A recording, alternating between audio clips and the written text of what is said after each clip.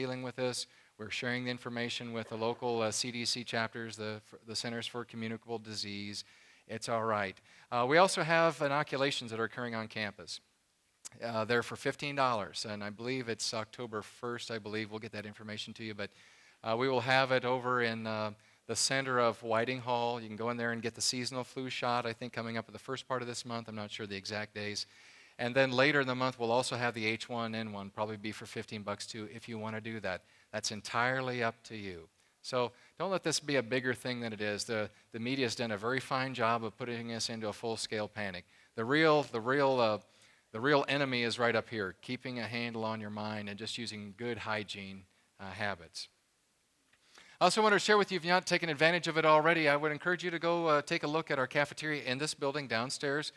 We've engaged a new restaurateur, if you will, Tiggs. They've done a great job. They've invested about $50,000 in renovating the space. Lots of great food, lots of healthy choices there. If you still want that greasy burger, you can get it there too. So I would encourage you to go there and also sit with some new people, sit with some friends, sit with other people you've not met, sit with your professor, talk things over, build relationship. You know, at a time where we're more connected globally than we've ever been before, with the internet reaching all over this world, we've never felt more alone than we do right now. We've never felt more alone than we do right now. That's what the psychologists are telling, and I believe it. It's easier to tap out an email or a text message to somebody else or fly off the handle at somebody and say something that you wouldn't say to their face or send them a blog or do whatever. Take some time to build relationships. It's about, the great part of this whole human dynamic for me is getting to know one another, building relationships with each other. So head over to Tiggs. This is the new building that's going to start on campus, and up front I will tell you, mea culpa, mea maxima culpa, for those of you who are not in Latin. That's through my fault, through my most grievous fault. We're going to be disrupting your lives a little bit. The building called Whiting Hall, which is on the northeast side of campus, is undergoing a massive renovation starting in about 4 weeks' time. The entire east wing and the entire west wing are going to be totally renovated. We'll be taking the buildings offline, and in addition to that, we'll also be building a new 42,000 square foot facility called the HLC, the Health Laboratory Center. That will be located immediately south of the west wing of Whiting Hall. It will protrude into the campus and give you a real clear, like, east-west mall feeling. We're going to be disrupting some sidewalks. I apologize for that. We're going to be disrupting some parking lots, and I apologize for that. We are going to provide expanding parking temporary opportunities around campus. We'll have other alternative walkways around campus. When we're done, about 12 months later, with the renovation of Whiting Hall, you'll have new facilities in there related to not only nursing and allied health programs, but also sustainability, green energy, electronics, networking, lots of cool programs. In addition, this building will take about 18 months. And even though that its principal focus from an instructional point of view is nursing and allied health, there are lots of spaces, regardless of whatever discipline you're interested in. Nice collaborative spaces with glass all around them. Lecture halls. We'll be using it for lots of things beyond nursing and allied health. Let me show you a few more pictures. These are outside perspectives from the outside. It's going to look a little bit different, same kind of brick structure, but a very inviting, very nice, warm, and open space. This is looking at it from about where the gym is, kind of looking where this new building will be, in Walker Hall is off in the distance. We'll also create a nice little courtyard space. You want to get away from the wind. You want to be able to sit down with your greasy burger from the cafeteria. You want to be able to sit down. There's a nice little space, a little water fountain, so it'll be a nice little enclosed space for you to come and visit with friends and maybe do some studying along the way. On the the east wing of Whiting Hall, this is undergoing a complete renovation. Rather than having that nondescript door that some of you are walking in kind of on the north side, we're making this bump out here. There'll be a nice welcoming space where we invite you to come in. We're going to be creating faculty offices there, also a continuing education space. We're also pushing the parking lot back a little bit to give you some green space and walking space, especially focused on people who are in wheelchairs. This is the continuing education space that we're going to help business and industry. If you've lost your job, this is a place where we can help you find new jobs and get skilled up. Lots of resources that are in there, computer labs, materials to let you know what jobs are out there, where are they, how can I get that job, placement office support, those kinds of things. In the HLC, these are the glass spaces that we're talking about. Think about them as learning spaces. You've all been, most of you have probably been over in Atkinson Hall, those breakout rooms on the first and second floor, very much like this, but kind of islands. So you'll be together with kind of a 360 panoramic view where you can get together, heavy technology rich. In fact, in the classrooms, we're going to be adding high-fidelity mannequins, lots of projection technology. In fact, we're even exploring holography.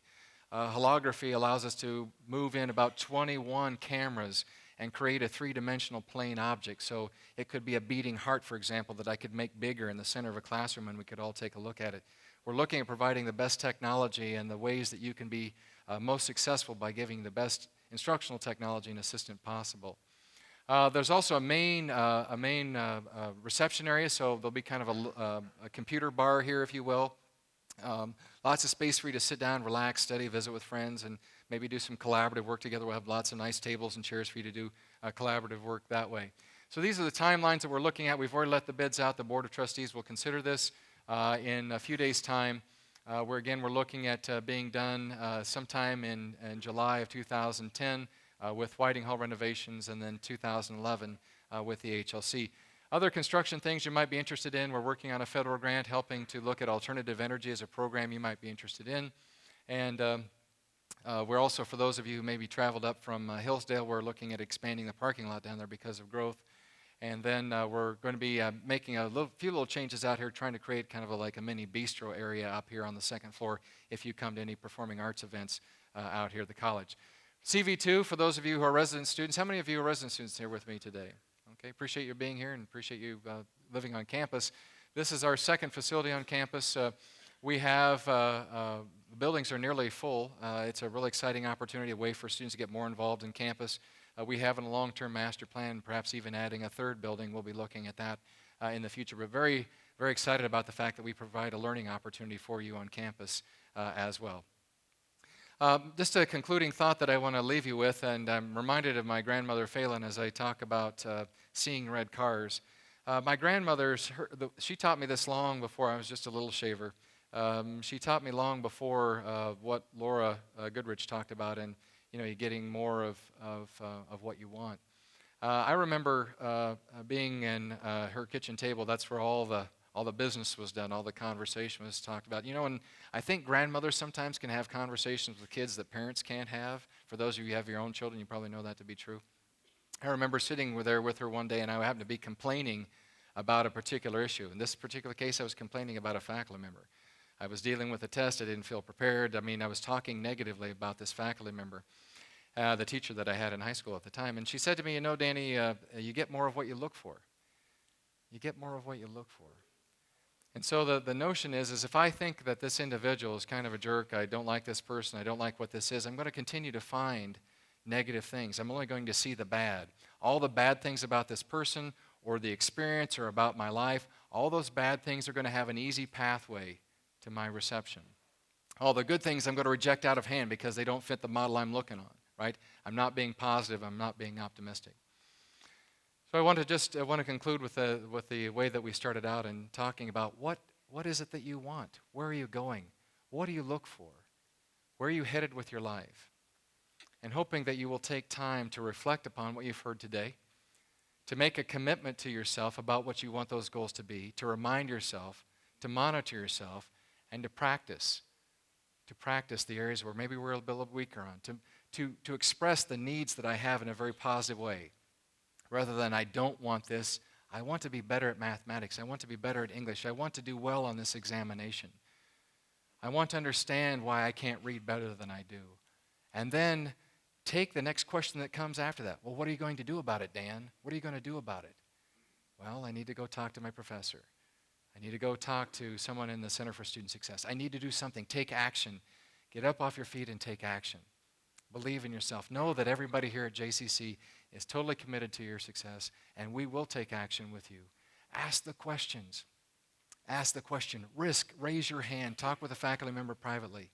The only